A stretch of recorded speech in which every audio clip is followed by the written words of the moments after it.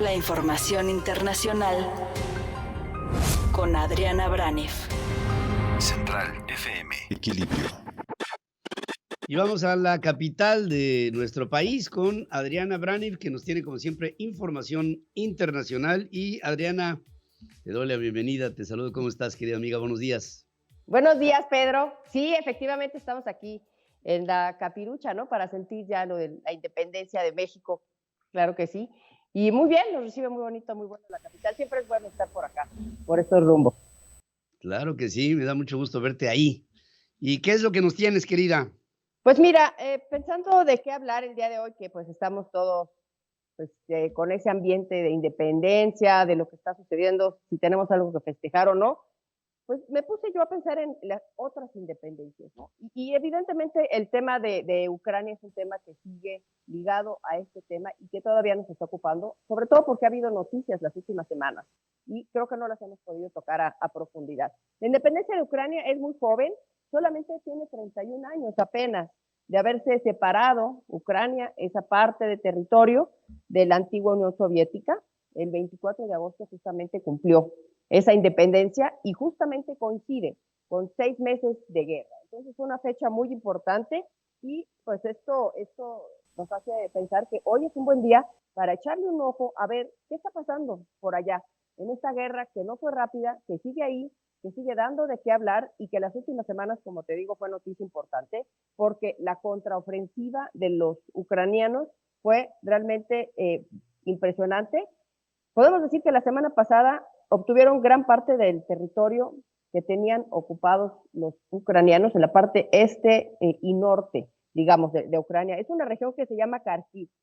Y lo que hicieron fue replegar, forzar a que se replegaran las tropas rusas, se fueron a la frontera con Rusia y esta podría ser la peor derrota que ha tenido Rusia desde que empezó la guerra y por lo mismo la mejor victoria que ha tenido Ucrania desde que empezó la guerra. Esto la semana pasada. Y ahora muy curioso, venía yo revisando todos los medios rusos, ahora que venía para acá en el avión, qué es lo que están diciendo, porque hemos visto siempre cómo los medios rusos, como están manejados en su totalidad por el Kremlin, porque no hay independencia, siempre manejaban la idea y el mensaje que daban a los mismos rusos, era de que todo iba muy bien, era de que la guerra la iban ganando, cuando en el exterior sabemos que le estaban pasando mal las tropas rusas. Y lo que encontré es que empieza a escucharse un cambio de tono, un cambio de retórica en los medios rusos y están diciendo que la situación no es nada fácil. Y retomo unos fragmentos que saca un medio que se llama Daily Beast, que me parece muy interesantes porque está diciendo que el Kremlin está ya televisando mensajes admitiendo que Rusia enfrenta serias derrotas, no la guerra en su totalidad, pero sí que está enfrentando serias derrotas. Esto es un cambio total y radical de lo que venían diciendo desde hace 6 meses.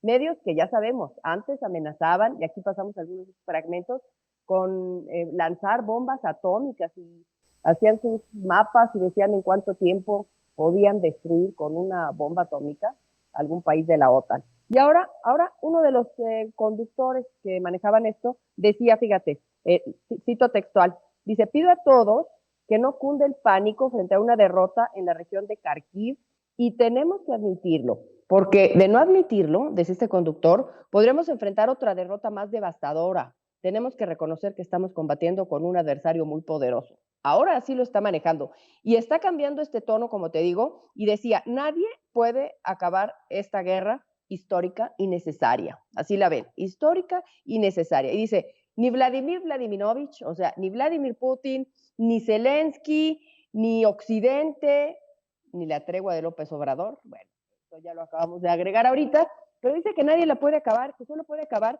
con la derrota de una de las partes. Y obviamente dice, una derrota de Rusia sería fatídico porque llevaría a la desintegración del país. Eso es lo que decía. Y fíjate nada más, otra frase que quiero recuperar para que veamos cómo está el discurso, este discurso anti-independencia de Ucrania, un nacionalismo totalmente radical. Decía, el patriotismo de Rusia ha disminuido por la constante obsesión de la vida y el entretenimiento de Occidente. Todo empieza con pequeñas cosas. ¿Por qué estamos viendo películas norteamericanas? Decía. Eso es lo que decía en la televisión rusa, ¿no? Esto es humillante. Los ucranianos, decía, no existen. Este grupo étnico no existe. Haber reconocido su existencia fue el peor error de la historia soviética. Eso es lo que se está escuchando en los medios. Imagínate nada más. Y bueno, hablando nada más para esto, después de oír esto, te pones a pensar las cosas.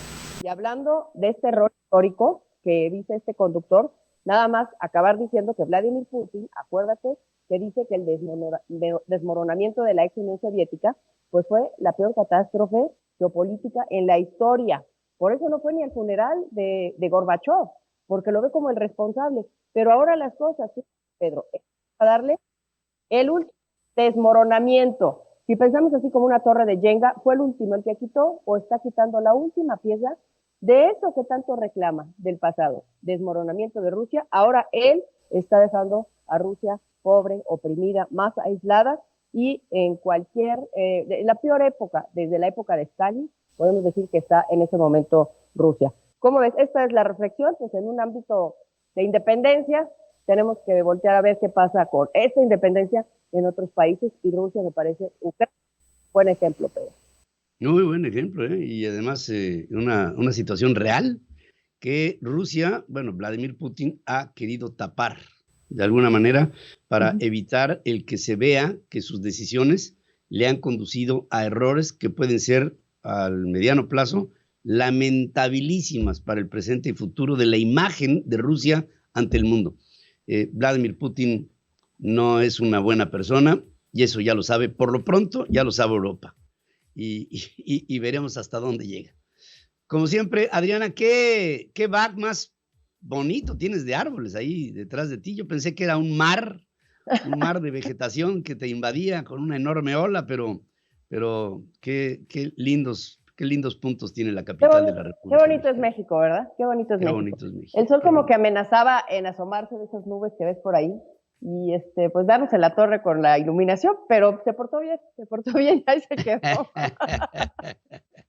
Saludo con mucho cariño a toda tu familia, querida Adriana, y que todo esté bien. Muchas gracias, Pedro. Igual para ti, y bueno, feliz 15 de septiembre, independencia para todos el día de hoy. Gracias, y que viva México, y no se rajen. Sigue escuchando a Pedro Ferriz de Con. Central FM. Equilibrio.